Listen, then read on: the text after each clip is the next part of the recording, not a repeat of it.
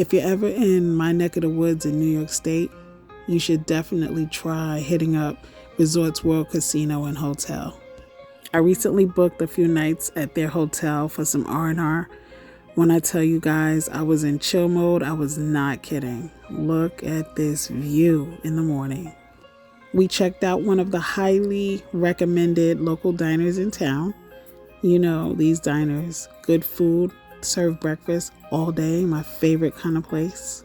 I mean, come on. Real French toast on challah bread, super cheesy eggs, buttermilk pancakes, and my favorite, home fries. It gets no better than this. Now, don't get me wrong. I know what you're thinking. This is a lot of food. A lot of rich, sweet, cheesy, delicious food. But I mean, come on. I'm on vacation. I don't eat like this every day. But when I do,